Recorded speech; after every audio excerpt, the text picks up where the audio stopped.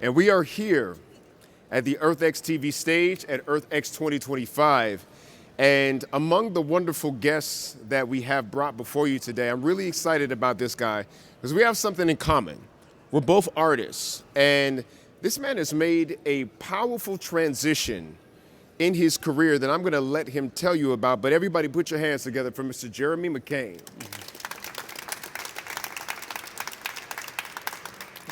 Now, he's involved in a major project that could have world-changing impact, but he liked to play humble about his beginnings as an artist, but I think we really need to go into that. So, Jeremy, tell me, what kind of art do you do? What was it that kind of got you your momentum in this field? Yeah, thanks for having me. First of all, I don't know. I mean, I've always loved taking images, or actually, as my grandpa would say, making images. Right. Right. And when I was a kid, I'd like to sneak up on people and take photos of them because I always thought that that's those moments that we all have seen. But it's not like we're not posing, it's not catered. It's like, that's what life is. Life is what happens when he's the candid guy that gets you when you're looking like this. Yeah. That's me. Right. That's like, I remember Carol Leaf once said, she goes like, what's up with Picasso's paintings? It's like he came across the women when they were in the shower. Picasso, stop it, what are you doing? Right. Yeah, those are great images, you know? But I think that when we look at something in life and we say, wow, that's something that I've never seen, or it's a different element, that's really what nature is. We spend all of our time above the water, and sometimes we're like, yeah, we went to the beach, but more, if aliens looked at our planet right now and said, where's the life, they would say the ocean. The ocean. And so I thought, well, you know, I love the ocean, I love being underwater, and for me it was a huge transition to say, you know, let's take the camera from above water to underwater and just tell the story of what's left that we have to protect. Absolutely. And so I saw some of your photographs and they are amazing. Definitely decorate your wall with them.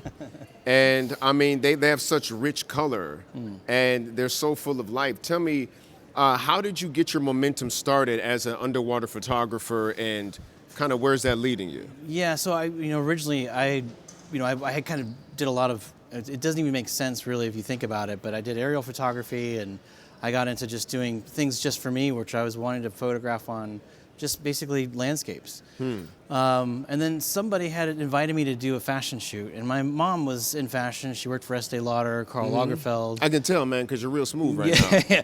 Yeah, thanks, Mom. And I always thought, well, I like doing landscapes in nature because nature doesn't talk back. But this friend of mine was really adamant that I had to do this fashion show. And I started doing that, and I actually really enjoyed it. And then I remember going to these designers and say, what would happen if I put these looks underwater? Wow. And then what if I juxtapose nature with us? Because when we're looking at nature, we always see nature. But we are nature. We're part of nature. What if we put those two things together, and what stories could we tell? And so for me, going underwater with humans in the natural environment was just an evolution that made perfect sense. Right. So you got a lot of accolades, justly, as an artist, but I feel like there was a turning point for you when you said, this is great, glad I have this gift, but I got to do more. What was that turning point? Yeah, it was exactly actually 10 years ago. So I was invited to come to COP21 in Paris, which was the Paris Agreement. And they wanted me to talk about some of the work, some of the images that I was doing. And right up before that, we were about to launch a new art installation that I did, where it was a brain-controlled art installation where it showed all the pollution, horrible things that happens in the world to the oceans. But if you could meditate, clear your mind, we'd measure your brainwaves in real time, and then we would shift all the images to what's left to fight for. And I thought, in my naive mind, that would get people to think differently and change things. Well, there I was at this UN event, and the next year I got invited to go to Morocco for the COP22, and they were saying the same things they said the year before, and I was like, guys, what do we do in 12 months? Where is the impact? And don't get me wrong, the UN and the SDGs, they're doing amazing things. Those things have to exist to be able to have the convenings to take place. Right. But we've got to find a way to hold ourselves accountable. And my question was, what is missing? What can we do? So that was kind of like that inflection point where I was like, maybe I should stop talking, because my dad used to always say, if this is working, this isn't working. So stop talking, start hearing what people are saying, and just try to see if you could fill in the pieces. Right. And now you've come up with a solution that I think is extremely powerful. Can you tell us about how you're developing the nature-based economy? Like, what is that? That sounds amazing. Yeah, so my background is actually in technology, and once I had left that, I went into being an artist, and I swear I would never get back into technology. But here we are. Yeah, and it's one of those kinds of things. It's like a leopard doesn't change his spots, and clearly this was a thing I had to get back into.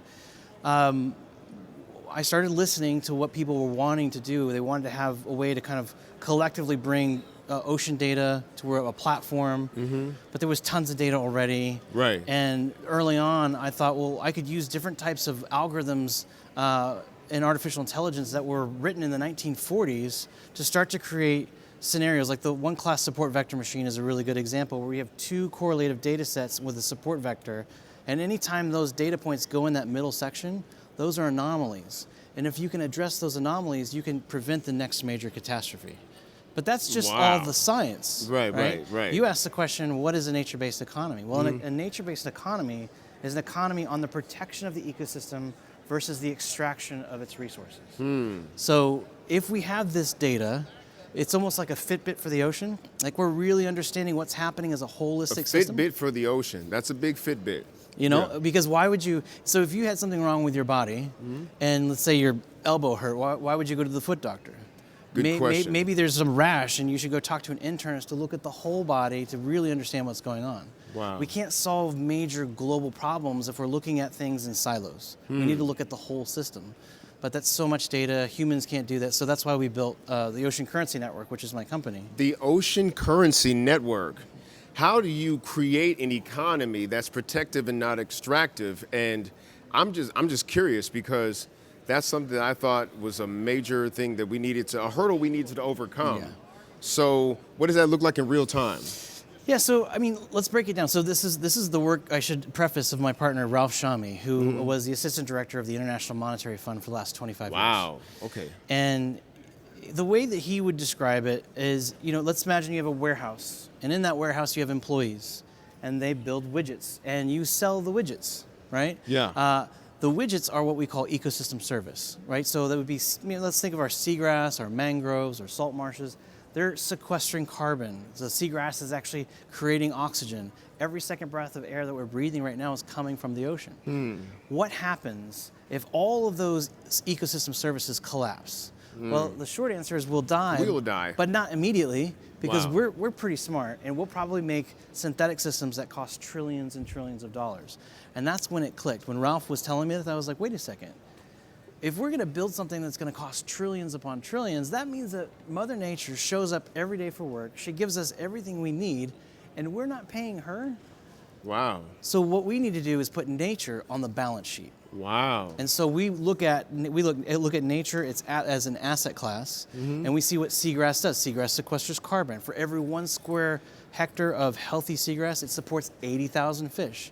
And so Dr. Carlos Duarte coined the term blue natural capital, who's also works with us. Blue national capital. Yep, and so you have, at the bottom layer, you have the carbon sequestration. Okay. The next layer, you have biodiversity increase. And at the Wow. very top, you have food security.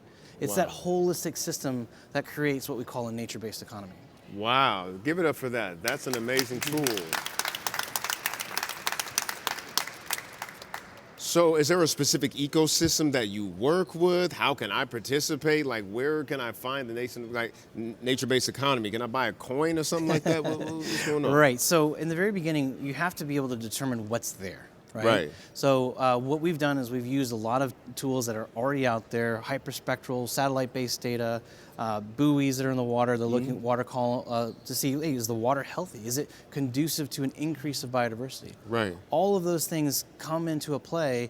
And this is, by the way, that transition from art, this was the missing piece. I could get people excited about nature, but I couldn't get that extra push. That traction, yeah. That's right. So when we look at, how do we do this? Well, we look at, things like, this is where it gets really geeky and nerdy and financial, but you have Take us there. you That's got good. like the nature-based economy that has just been adopted in the European Union. Wow. I'm sorry, it's the Nature Restoration Law. I said that wrong. So what that says is that every company that is based in the European Union framework, every company has to invest into nature, land and sea.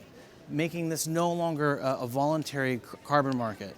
But the problem we see is what we saw with the rainforest credits. When there is no transparency, things get dirty and muddy and untrustable. Right. So our goal, being kind of the pole star to this constellation of people that we've brought together, is say let's provide as much transparency as possible, because when an investor comes in, they need to understand what they're investing in, where it is, and if it's healthy, and if its base can increase and do more in the future. Amazing. So what I'm thinking about is, how do you bring that kind of legislation like to America? Are you in the process of that? Yeah, so that's an interesting question. That was a loaded answer. Come on. Well, but here's the thing. So I think most of us here probably hear maybe some claps of who's here at EarthX because they care about the planet. All right, yeah. So that's all of us, right? But there are still billions and billions of people who say, look, show it to me on a spreadsheet. Man, I'm just trying to put food on the table. Right. And that 2015 moment that I mentioned earlier, I Right. actually got to run into Jane Goodall at Oh, that wow. event. And she said to me, she goes, Jeremy, you cannot focus on conservation if you don't also focus on poverty. Because people who are in an impoverished state are in a survival state. They do not have time to think about conservation. Wow. So if you put economics with conservation, it's a win. And so this has been kind of the mindset from day one. Absolutely. And so, like, is there some legislation on the table now? You got any partners in the Senate, or what's going on? Yeah, so I think what you do for folks that have maybe a more of a financial approach, you show them nature needs to be on a balance sheet, right? We need to show them that nature is an investable asset. I don't, all of us are altruists, and maybe there's billions of people that aren't. It's okay. I don't care where you start from. It's just that we all end up at the same place. Right. And the way I look at it is, one of my favorite science communicators was Dr. Carl Sagan. Yep. Yep. And he wrote the book, he wrote the poem, A Pale Blue Dot. We all remember that? Mm-hmm. In that poem, he said, for centuries we have fought and spilt blood over a fraction of a dot upon the tapestry of the cosmos. And that's our problem. That's why we are where we are. It's because we're fighting for a fraction of the dot and not fighting for the whole. Wow. So what kind of incentives are there to get companies and governments on board with the nature-based economy? How do you make that transition from extractive to protective? Yeah, great question. The first beginning start is to say, look, what do we have? Is there even anything in there? And actually more of the United States, you mentioned the United States, more of what is the United States, more than 51% of that exists beneath the surface of the water. So this is also a national security issue. So if we were to say, look, we have the assets. We know that now we have to measure it, because as Lord Kelvin once said, you can only improve something that is first measured. Right. So we have to measure it, we have to verify it, we have to certify it. Once all of those things are done, then what we do is we open it up to the capital markets. Okay. And so we've partnered up with a group of folks that will enable that to happen. But I think the United States is, it's in a position where there's a lot of things moving really fast, and we've got 333 million people. Yeah. Right now, our team is focusing on smaller nations that have 10 to 15,000 people, where we can have a fully united government and say, hey, you know what? We don't have all the answers, but there's a prototype that needs to take place. Could we try to do something, see what works, build a sandbox, and say, great, we figured it out, treat it like a franchise, if you will, and say, look, it worked really good over here, let's replicate it a bunch of different places. Okay. But you're going to have cultural shifts in each one of these new places, because cultural dynamics play the role in every new country. Absolutely. So you got the pilot program going on in small countries, working out the bugs and then scaling it up. That's exactly the plan. That is amazing. You guys, do you have any questions for our brother Jeremy? Do you have any communication with the EPA, or are they any assistance? Yeah, She asked, do we have any communication with the EPA, Environmental Protection Agency? I don't have anybody at the Environmental Protection Agency that I've been talking to.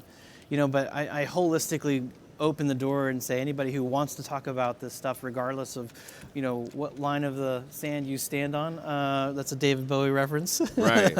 I'm happy to talk, because, again, going back to the whole thing about fighting for the whole, that's what we need to do. And I believe that, if we look just at the U.S. or we just look at the Caribbean or the Pacific, we're also doing ourselves a disservice. We've got to figure out how do we all find ways that we can coalesce, because what we're going to find is some of the abilities we have as American citizens, and maybe those from Jamaica or the British Virgin Islands or otherwhere, that we're going to find that there's going to be certain advancements that come out of those cultures that could coalesce and benefit the greater good.